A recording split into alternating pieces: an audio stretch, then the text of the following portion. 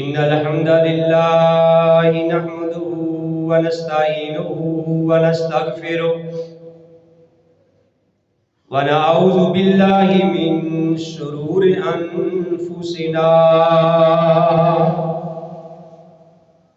ومن سيئات أعمالنا من يهده الله فلا مضل له ومن يضلل فلا هادي له وأشهد أن لا إله إلا الله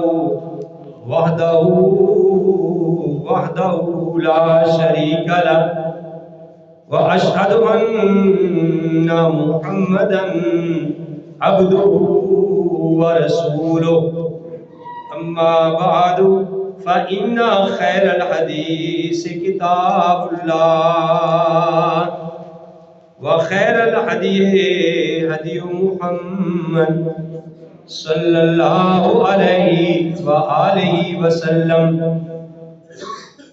أما بعد فإن خير الحديث كتاب الله وخير الهدي هدي محمد صلى الله عليه وآله وسلم وشر الأمور محدثاتها وكل محدثة بدعة وكل بدعة ضلالة وكل ضلالة في النار. اللهم صل على محمد وعلى آل محمد كما صليت على إبراهيم وعلى آل إبراهيم إنك حميد مجيد. اللهم بارك على محمد وعلى آل محمد كما باركت على إبراهيم وعلى آل إبراهيم إنك حميد مجيد. أعوذ بالله السميع العليم من الشيطان الرجيم.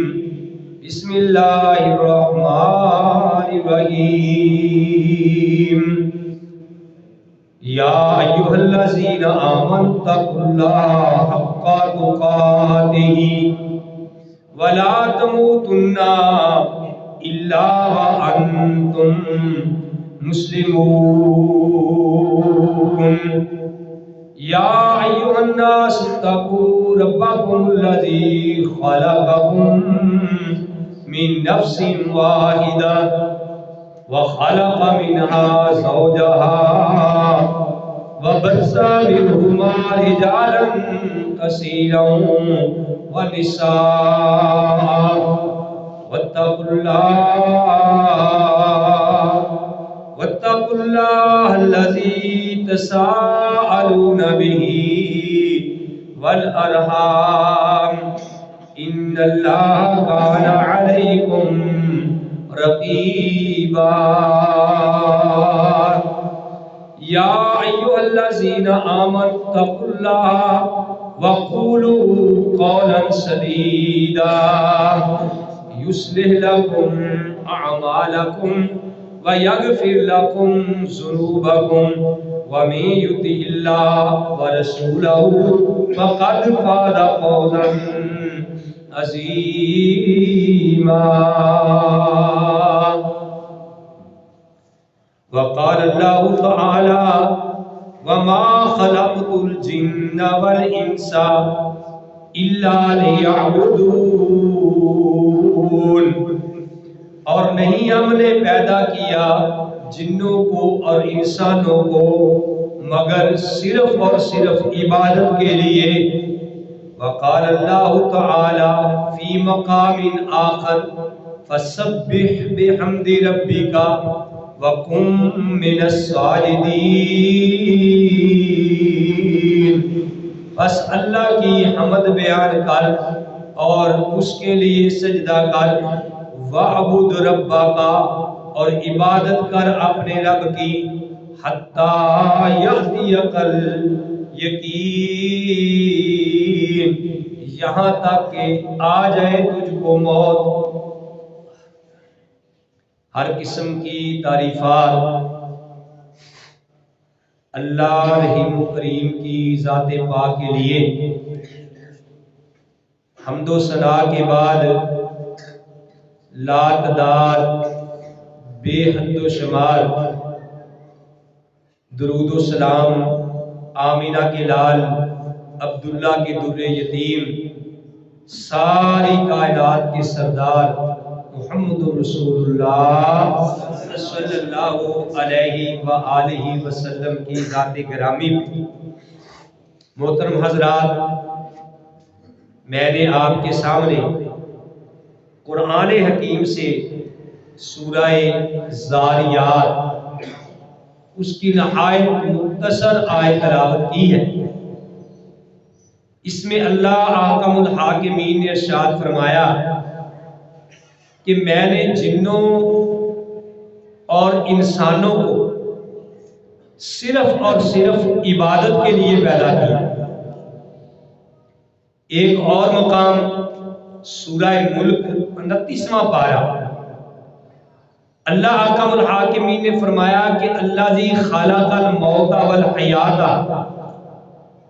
لیبلوکم ایکم احسن عملا، کہ میں نے زندگی اور موت کو اس لیے بنایا ہے تاکہ دیکھا جائے کہ آپ میں سے سب سے اچھے کام کون کرتا ہے۔ میرے بھائیوں، یہ شعبان کا مہینہ ہے اور اس کے بعد رمضان المبارک کا مہینہ آ رہا ہے۔ اللہ رحیم و کریم سے دعا ہے کہ اللہ تعالی ہماری زندگی کے اندر بار بار رمضان کا مہینہ نصیب فرمائے۔ صحابہ اکرام اتنا شوق رکھتے تھے کہ وہ 6 مہینے پہلے ہی یہ دعائیں کرنا شروع کر دیتے تھے کہ اللہم بلغنا رمضان، کہ اے اللہ تو ہمیں رمضان تک پہنچا دے۔ تو یہ بہت بڑی بندے کی سعادت ہے کہ اس کو زندگی میں رمضان آ جائے۔ تو یہ شعبان کا مہینہ ہے۔ جس طرح ہمارے اکثر بھائی انہوں نے کوئی نہ کوئی دن، کوئی نہ کوئی مہینہ کسی نہ کسی طریقے سے اس کو اپنی طرف سے منانے کے طریقے ایجاد کر رکھے، جبکہ ایسی بات نہیں ہے۔ مثلا یہ شعبان کا مہینہ ہے، اب اس کے اندر ہم نے یہ دیکھنا ہے کہ پیارے نبی کریم صلی اللہ علیہ وآلہ وسلم اس مہینے میں کیا کام کیا کرتے، اور ہمیں بھی وہی طریقہ اختیار کرنا چاہیے، کیونکہ اللہ نے قرآن میں کہا ہے لَقَدْ كَانَ لَكُمْ فِي رَسُولِ اللَّهِ أُسْوَةٌ حَسَنَةٌ، کہ نبی کریم صلی اللہ علیہ وآلہ وسلم کی زندگی تمہارے لیے بہترین نمونہ ہے۔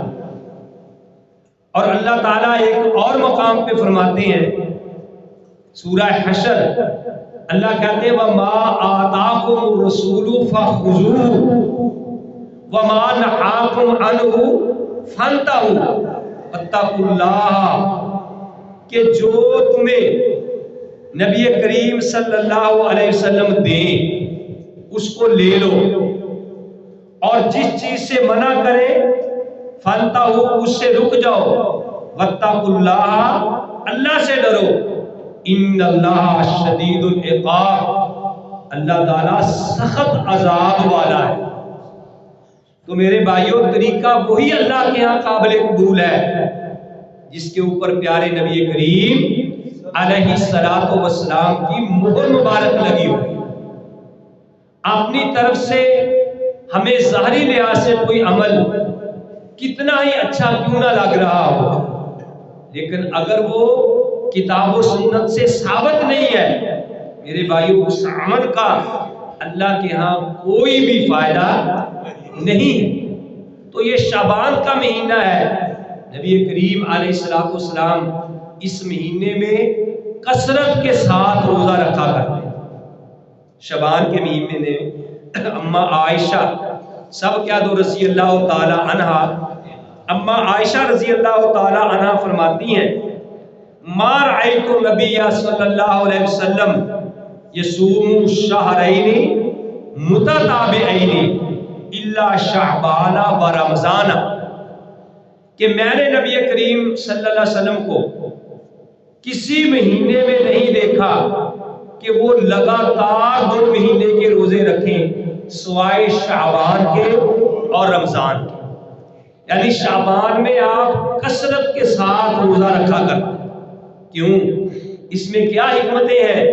اس میں حکمت یہ ہے کہ آگے رمضان آ رہا ہے، نبی علیہ السلام اپنے آپ کو رمضان کے لیے تیار کرتے ہیں، اور پھر جب شعبان کے کچھ دن باقی رہ جاتے تو پھر آپ روزہ نہ رکھتے تاکہ اتنی بھی کمزوری نہ ہو جائے کہ پھر آپ رمضان المبارک کے بھی روزے نہ رکھ سکیں، کیونکہ نبی علیہ السلام کی کوئی بات بھی حکمت سے خالی نہیں ہے۔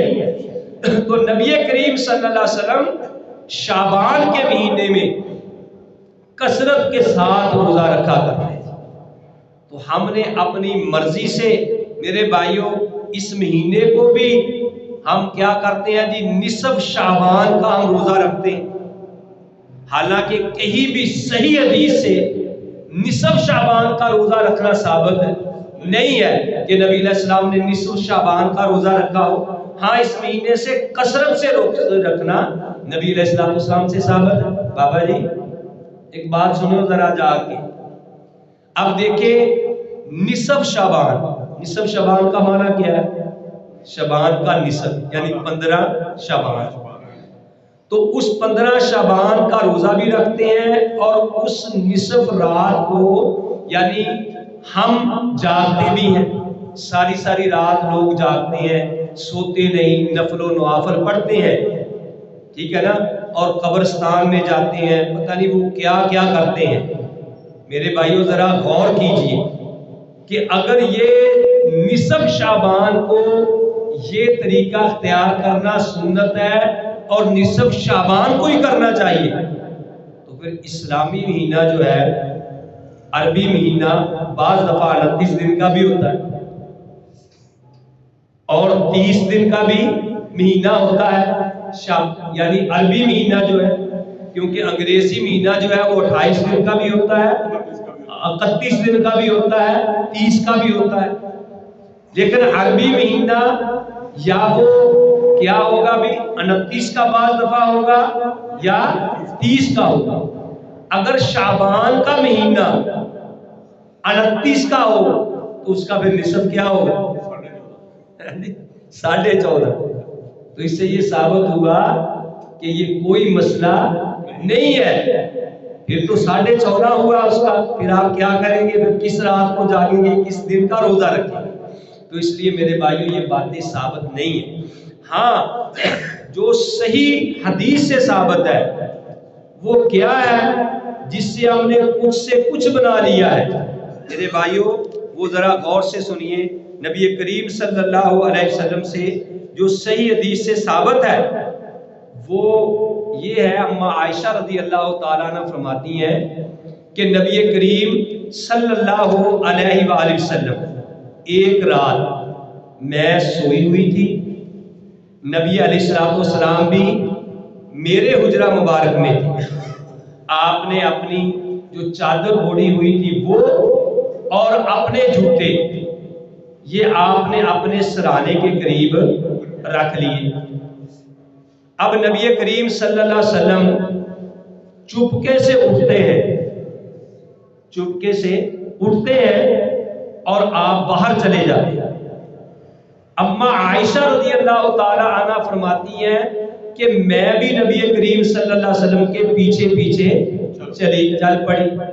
میں نے دیکھا کہ آپ جنت البقیع میں گئے ہیں، وہاں جا کے آپ نے دعا کی ہے، اور میں یعنی جب آپ نے دعا کر لی تو میں آگے واپس آئی، نبی علیہ السلام بھی پیچھے پیچھے آ رہے ہیں. نبی علیہ السلام تیز ہو گئے، میں بھی تیز ہو گئی. نبی علیہ السلام دوڑے، میں بھی دوڑی. میں جلدی جلدی آ کے اپنی چارپائی پہ لیٹ گئی. جب نبی علیہ السلام آئے، آپ نے مجھے کہا کہ عائشہ کیا بات ہے، تیرا دل بڑا دھک دھک کر رہا ہے، سانس پھولا ہوا ہے. تو اما عائشہ رضی اللہ تعالی عنہ نے کہا کہ نہیں، کوئی ایسی بات نہیں ہے. نبی علیہ السلام نے نہیں، بتاؤ کیا بات ہے. وہ کہنے لگی نہیں، کوئی ایسی بات نہیں. پیارے نبی علیہ السلام نے فرمایا کہ لا تخبرینی اور لا یخبرنی اللطیف الخبیر. آپ مجھے بتاؤ گی کہ یا پھر مجھے تو خبر لطیف الخبیر جو ہے، بین بھی جاننے والا، بریک بینیاں اللہ تعالیٰ، پھر وہ تو مجھے بتا دے گا، ورنہ آپ ہی بتا دو کہ کیا بات ہوئی. تو نبی کریم صلی اللہ علیہ وسلم نے میرے سینے پہ ہاتھ مارا. تو میں نے کہا ہاں ٹھیک ہے، ایسے ہی. آپ نے کہا اچھا، اس کا مطلب جو میں سایہ اپنے آگے آگے دیکھ رہا تھا نا، وہ تو ہی تھی. اور آپ نے فرمایا آزننتے، کیا تیرا خیال ہے ان یحیف اللہ علیک و رسولہ، کہ اللہ اور اس کا رسول تیرے اوپر ظلم کریں گے، تیرا یہ خیال ہے؟ تو پھر میں قربان جاؤں، بات بڑی ہی پیاری، بڑے غور سے سننے والی ہے. نبی علیہ السلام نے فرمایا کہ عائشہ بات یہ ہوئی تھی. فرمایا فَإِنَّ جِبْرِيلَ آتَانِي، میرے پاس جبریل علیہ السلام آئے تھے. اور یہ بھی میرے بھائیوں بات بتا دوں کہ جس وقت نبی علیہ السلام بقیع میں گئے ہیں، بقیع کا معنی ہوتا ہے ٹکڑا. اس کو بقیع اس لیے کہتے ہیں کہ وہ جنت کا ٹکڑا ہے، جس کو ہم جنت البقیع کہتے ہیں. نبی علیہ السلام جب گئے تھے تو وہ نصف شعبان کی رات نہیں تھی، وہ نصف شعبان کی رات نہیں تھی. آپ ایک رات گئے، اللہ عالم کہ وہ کون سی رات تھی. تو نبی علیہ السلام نے فرمایا کہ عائشہ فَإِنَّ جِبْرِيلَ آتَانِي، جبریل علیہ السلام میرے پاس آئے. ہینا رعایتی، میں نے آپ کو دیکھا. فنادانی، تو جبریل نے مجھے آواز دی. فاخفاہ منکا، یعنی آپ سے چوری آہستہ سے آواز دی. فاجبتہ، تو میں نے بھی جواب جبریل کو دیا. فاخفیتہ منک، اور تجھ سے میں نے مخفی بات رکھی، تجھ سے چھپایا، میں نے تجھے بات نہیں بتائی. تو جبریل علیہ السلام اس لیے اندر نہیں آئے چونکہ آپ نے جو زائد کپڑے تھے وہ اتارے ہوئے. سبحان اللہ و بحمدہ، سبحان اللہ العظیم. میاں بیوی اپنے یعنی کمرے میں لیٹتے ہیں، کبھی کس حالت میں ہوتے ہیں، کبھی کس حالت میں ہوتے ہیں. تو جبریل علیہ السلام نے مجھے چپکے سے آواز دی.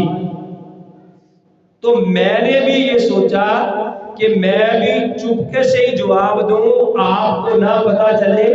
اس کی ایک وجہ تو یہ تھی کہ اگر میں باہر جاؤں گا تو آپ کو اگر پتا چل گیا تو آپ ڈر جاؤ گی، یا اس وقت پتا نہ چلا جب آپ کی آنکھ کھلے گی تو آپ دیکھو گی تو آپ گھبرا جاؤ گی.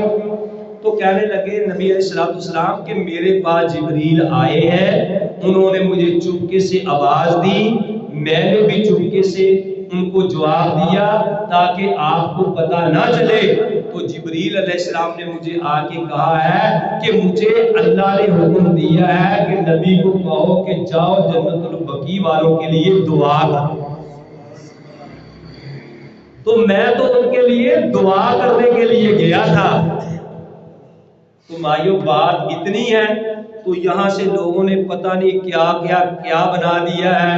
راتوں کو جناب قبرستان جاتے ہیں، اور پھر جناب اس رات لوگ سوتے نہیں ہیں، اور پھر بیری کے پتوں کے ساتھ باقاعدہ غسل کرتے ہیں، اور کہتے ہیں جی اگر یہ رات کوئی سو گیا تو اس کی موت واقعہ ہو جائے گی. پتہ نہیں کیا کیا یعنی ہم نے طریقے ایجاد کر رکھے ہیں جن کا کتاب و سنت سے کوئی ثبوت نہیں.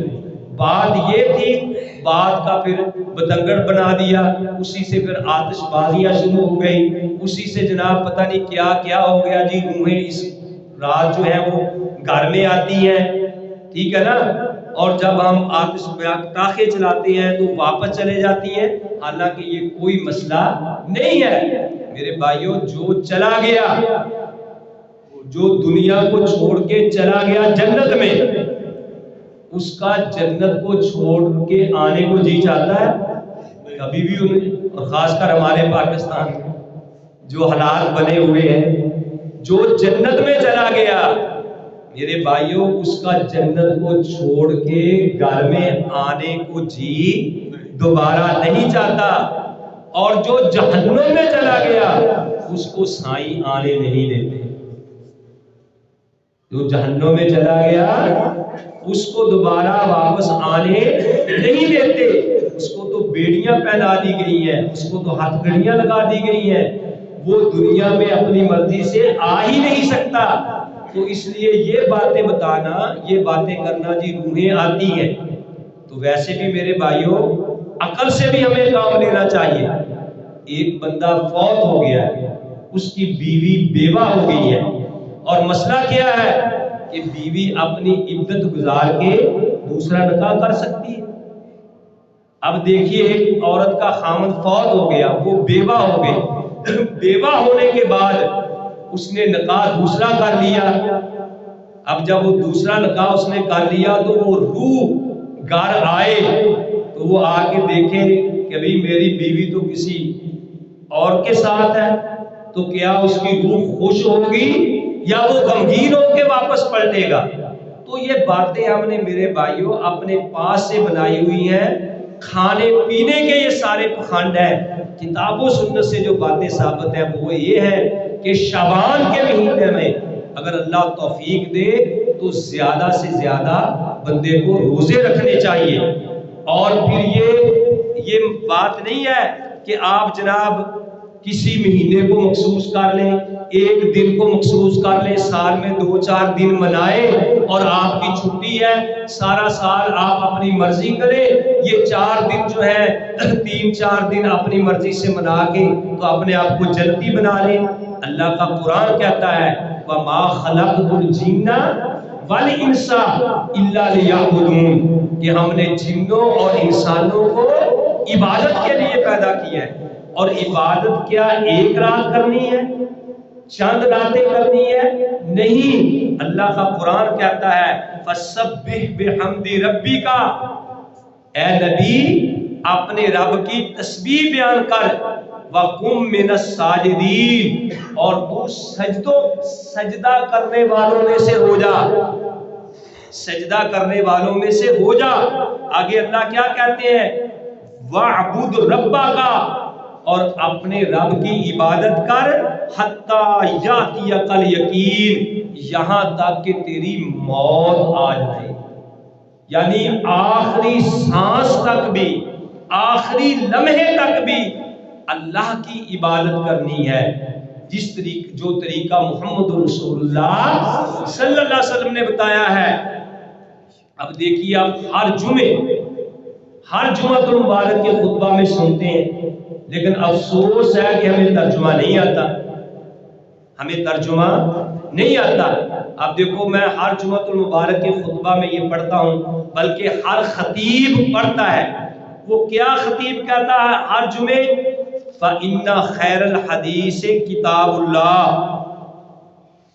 فَإِنَّ خَيْرَ الْحَدِيثِ كِتَابُ اللَّهِ وَخَيْرَ الْحَدِيِّ هَدْيُ محمد صلی اللہ علیہ وسلم، کہ بھئی لوگوں سب سے بہتر طریقہ وہ ہے جو اللہ کی کتاب ہے، اللہ کا قرآن ہے، سب سے بہتر طریقہ وہ ہے۔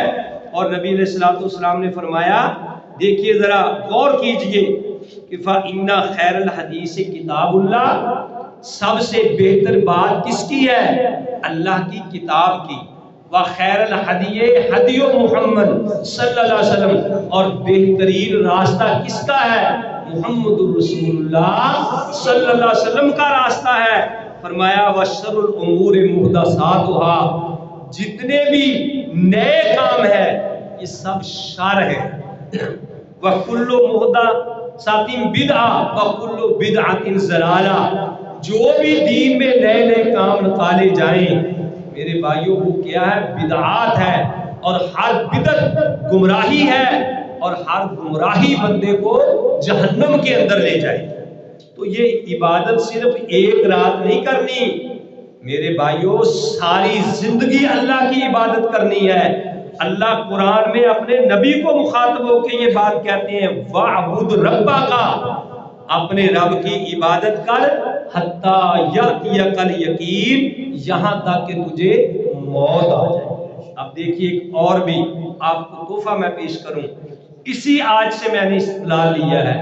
وہ کیا ہے کہ رات کو جب بندہ سوتا ہے، بابا جی اسی دن ہی سو گئے ہو، رات کو جب بندہ سوتا ہے ٹھیک ہے، تو آپ کو پتا ہے کہ جو نیند ہے یہ موت کی کیا کہتے ہیں؟ بہن ہے. نیند موت کی بہن ہے. نبی کریم علیہ الصلوۃ والسلام جب رات کو سوتے تھے تو کیا کہتے تھے؟ اللہم بسمک اموت و احیا، کہ اے اللہ میں تیرے نام کے ساتھ مرنے لگا ہوں اور تیرے نام کے ساتھ ہی زندہ ہوں گا. اور کئی لوگ ایسے بھی ہوتے ہیں کہ وہ سوئے ہوئے ہی رہ جاتے، تو گویا کہ رات کو جو نیند ہے یہ آپ کی موت کی تیاری ہے. ٹھیک ہے نا؟ نبی علیہ الصلوۃ والسلام نے طریقہ بتایا کہ بھئی جب آپ رات کو سونا ہے تو کوشش کرو کہ سونے سے پہلے وضو کر لو. بہتر طریقہ یہ ہے، ایسے بغیر وضو کے بھی سو سکتے ہیں. جب اپنے بستر پہ آؤ اپنے بستر کو جھاڑ لو. یہ نبی علیہ الصلوۃ والسلام کا طریقہ ہے کہ بستر کو جھاڑ لو. میں نے پہلے بھی بات بتائی تھی کہ اباگت کی طرف کے قریب ایک گاؤں ہے، وہاں رات زمیندار آیا، کیونکہ بعض دفعہ لائٹ نہیں ہوتی. نبی علیہ الصلوۃ والسلام کی بات تو کوئی بھی حکمت سے خالی نہیں ہے. جو اب بیچارہ وہ پانی لگا کے آیا، بستر پہ سانپ تھا اس کو پتہ نہیں چلا، وہ ایسے ہی لیٹا تو سانپ نے ڈسا اور مر گیا. اگر وہ سنت کے مطابق آ کے اپنا پہلے بستر جھاڑتا تو اس کو یہ نقصان نہ پہنچتا. آپ نے فرمایا کہ جوتا بھی پہننا ہے اپنے جوتے کو جھاڑ لو، ایسا نہ ہو کہ کوئی سانپ وغیرہ کوئی موذی چیز اس میں رات گزارے، جب صبح پہننے لگو تو آپ کو ڈس دے. جوتا بھی جھاڑ کر پہننے کا حکم دیا. قمیض بھی پہننا ہے، شلوار پہننی ہے، وہ بھی بسم اللہ پڑھ کے جھاڑ کے پہنو. بسم اللہ اس لیے بھی پڑھنی ہے، کہتے ہیں کہ جنوں کی بھی نظر لگ جاتی ہے. جیسے بندوں کی بندوں کو نظر لگتی ہے، ایسے جن بھی ہیں کہ جن کی بندے کو نظر لگ جاتی ہے.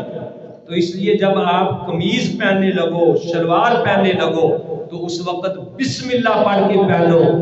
جب اتارو تو بسم اللہ پڑھ کے اتارو. اگر بسم اللہ پڑھ کے اتارو گے جسم آپ کا ننگا بھی ہوگا تو آپ کو نظر نہیں لگے. تو میں یہ بتا رہا تھا کہ رات جب ہم سوتے ہیں، نیند جو ہے یہ گویا کہ موت کی تیاری ہے. کہ رات کو آپ بستر جھاڑ کے بستر پہ بیٹھیں تو میرے بھائیوں کیا کریں؟ آپ آیت الکرسی پڑھیں. آیت الکرسی پڑھیں گے تو اللہ تعالیٰ ایک فرشتہ آپ کے گھر میں آپ کی حفاظت کے لیے مقرر کر دے.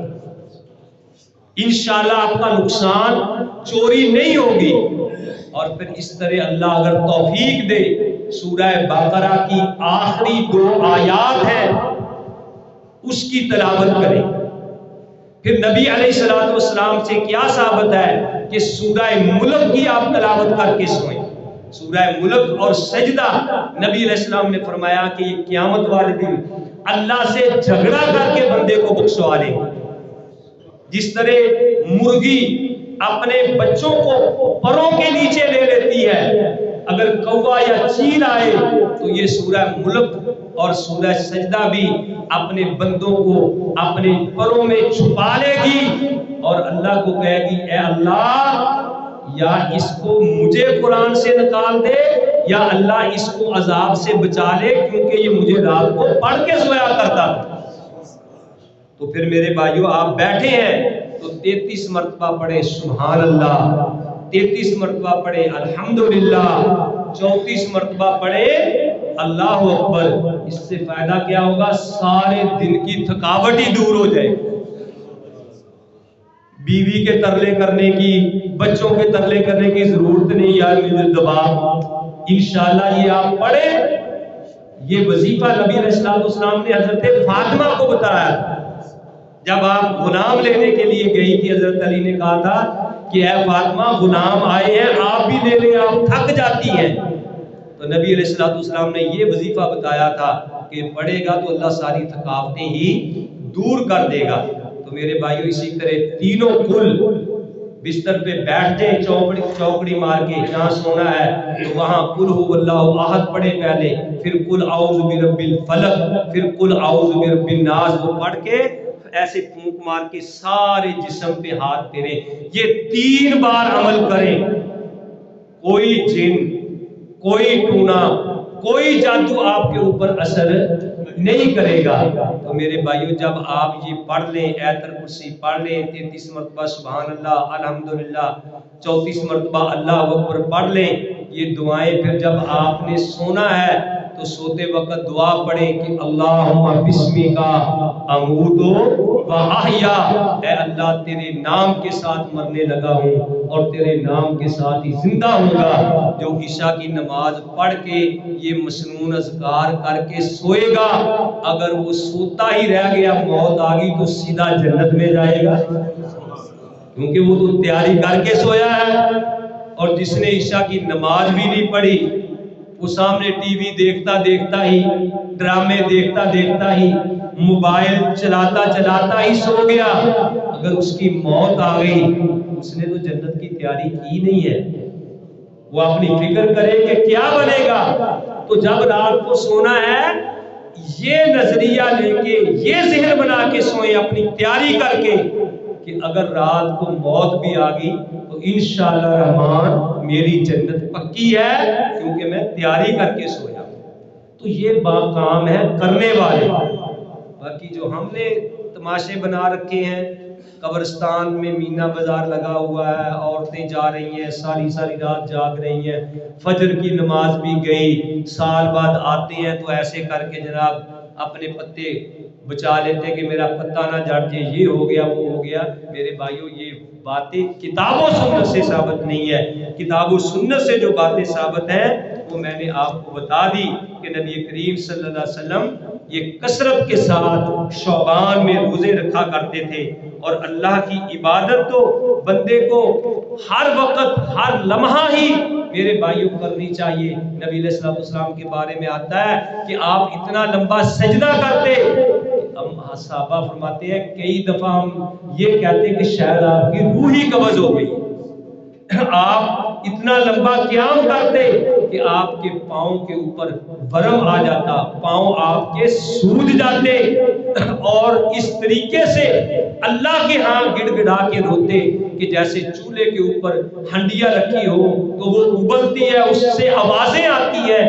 نبی علیہ السلام اس طریقے سے اللہ کے ہاں روتے تھے۔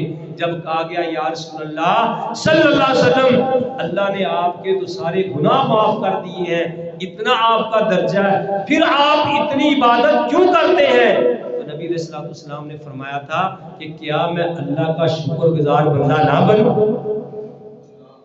کیا میں اللہ کا شکر گزار بندہ نہ بنوں؟ اللہ احکم الحاکمین سے دعا ہے کہ اللہ تعالی ہم سب کو صحیح معنوں میں کتاب و سنت پہ عمل کرنے کی توفیق نصیب فرمائے۔ وما علیہ